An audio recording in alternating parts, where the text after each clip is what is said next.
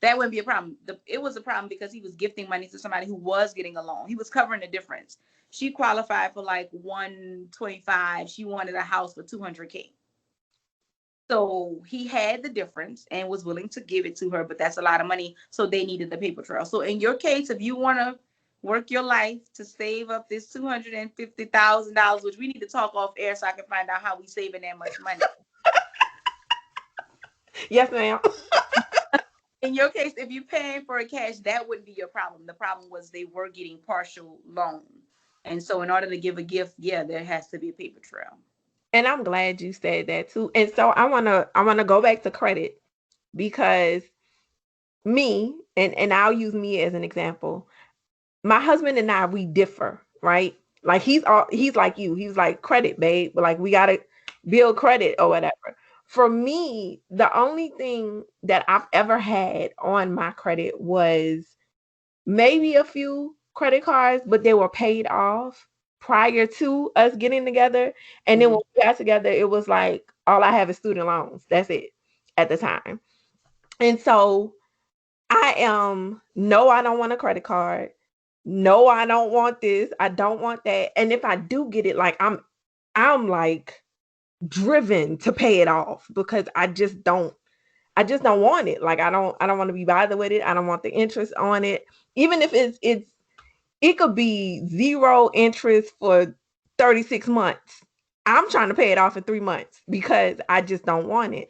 But what we're learning in this buying property process, I can't pay my credit cards off as fast. I gotta gradually do it. I can't just be like, I'm gonna use it today and I'm gonna pay it off tomorrow. No, no, no.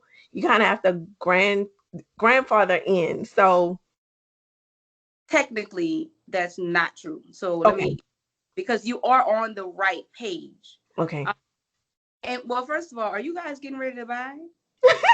Do you We talked. We talked about it. have We've talked about it. Yeah. but no, but the idea of what you're saying is partially true. So I'm always using analogies because I feel like people get overwhelmed with credit talk.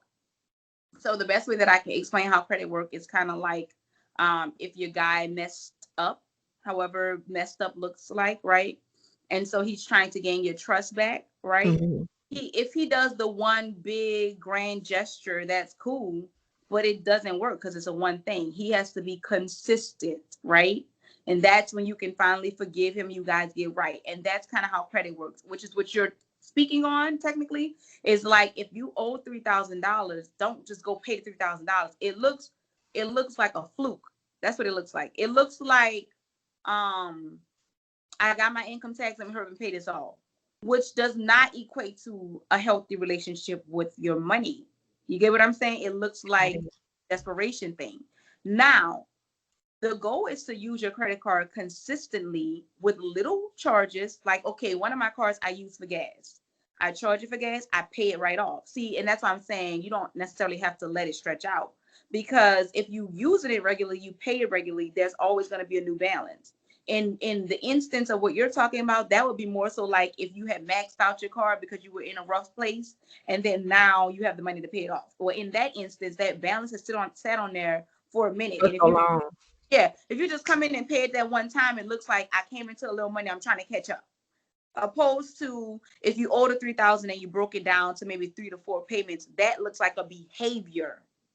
Does that make sense? That looks Yes. like habitual thing. Okay, she's habitually able to pay $1,000 a month. Now it's a habit. Oh, this is really who she is. You know what I mean? Just like with a guy. Oh, he's been consistently this guy. So this is who he is. Opposed to that one time he was good and then he's falling off again. So that's kind of what you're speaking on. You have to gradually pay off those large things that just stand on it because if not, it just looks coincidental that like you just came into money.